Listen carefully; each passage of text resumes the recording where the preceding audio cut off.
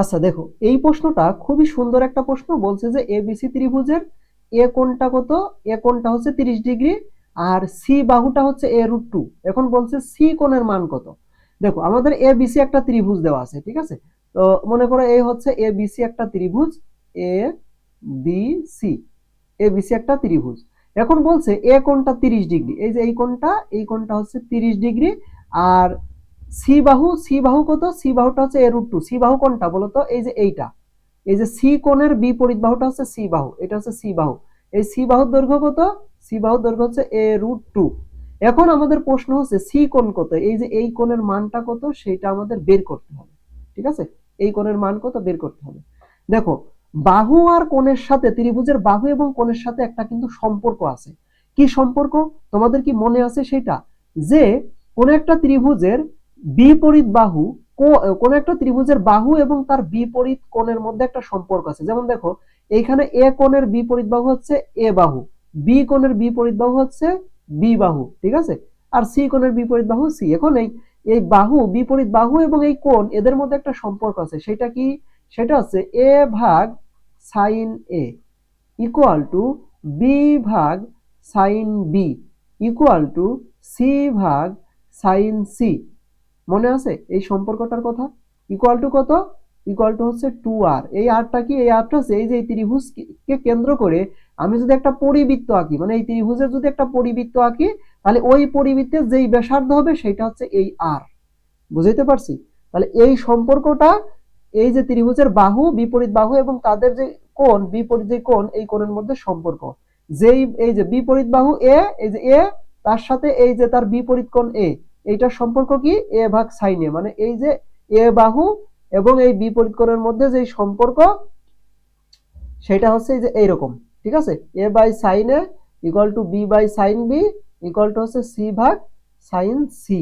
এইবার দেখো তো, আমাদের এ বাহু দেওয়া আছে, এ কোণ দেওয়া আছে, হ্যাঁ। আমাদের লাগবে কি? সি বাহু দেওয়া আছে, ও সরি সরি, এ বাহু দেওয়া নেই, হ্যাঁ। এই যে সি বাহু দেওয়া আছে, সি সি কোণটা লাগবে। তাহলে এইখান থেকে, এই সম্পর্ক থেকে আমরা কিন্তু একটা জিনিস লিখতে পারি। সেটা কি? যে এ ভাগ sine A equal to C ভাগ সাইন সি, তাই না? তাহলে এইখান থেকে দেখো, আমরা কিন্তু চাইলেই এই সি কোণটা বের করে নিতে পারি, তাই না? সি কোণটা কিন্তু আমরা চাইলেই বের করে নিতে পারি। কিন্তু প্রশ্ন হচ্ছে যে সেইটা, হ্যাঁ, আচ্ছা চলো দেখা যাক।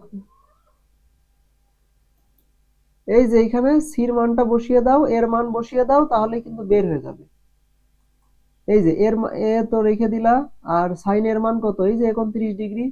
তাহলে সাইন 30 ডিগ্রি ইকুয়াল টু হচ্ছে সির মান হচ্ছে কত? a√2 ভাগ হচ্ছে সাইন সি, তাই তো, সাইন সি। এইবার তুমি কি করো, সাইন 30 ডিগ্রির মান কত? সাইন 30 ডিগ্রির মান হচ্ছে হাফ। অথবা এই যে a√2, এইটা এখানে নিয়ে আসো, এ কেটে যাবে, নিচে থাকবে √2, 2/√2, তাহলে হচ্ছে 1/√2। আচ্ছা, আর গুণ করে দাও। এ সাইন সি ইকুয়াল টু হচ্ছে a√2, সাইন 30 ডিগ্রি মান কত? হাফ, তাই তো। এই দেখো, দুই পাশ থেকে এ ক্যান্সেল আউট, আর এইখানে একটা 2 আছে, তার মানে এখানে দুইটা √2 আছে, হ্যাঁ। একটা 2 থাকা মানে দুইটা √2 আছে, সরি, দুইটা √2 আছে। তো একটা √2 একটা √2 কেটে যাবে, থাকবে 1/√2। তাহলে সাইন সি মানে হচ্ছে 1/√2। এখন সাইন কত ডিগ্রির মান 1/√2 বলো তো? 45 ডিগ্রির মান। তার মানে সি কোণটা হচ্ছে 45 ডিগ্রি। এই যে সি কোণ, এই সি কোণটা আমাদের কত? সি কোণটা হচ্ছে 45 ডিগ্রি। ক্লিয়ার? এই যে 45 ডিগ্রি, সি কোণটা কত? 45। তাহলে এই ছিল আমাদের হচ্ছে প্রশ্ন। এই টাইপের প্রশ্ন কিন্তু প্রচুর আসে, মানে বিশেষ করে এই যে এই সূত্রটা, এই যে এই যে সূত্রটা, এই সূত্র থেকে এই প্রশ্নটা, এই প্রশ্ন খুব আসে, ঠিক আছে। এই সূত্রটা মনে রাখবে। যেই বাহু তার বিপরীত হচ্ছে কোণের যে সাইন, তাদের অনুপাতগুলো এরকম পরস্পর কি হবে? সমান হবে। যেই বাহু দেয়া থাকবে, যেই কোণ দেয়া থাকবে না, এই যে সেই দুইটার মধ্যে সম্পর্ক দেখে তুমি এইভাবে বের করে ফেলতে পারবা।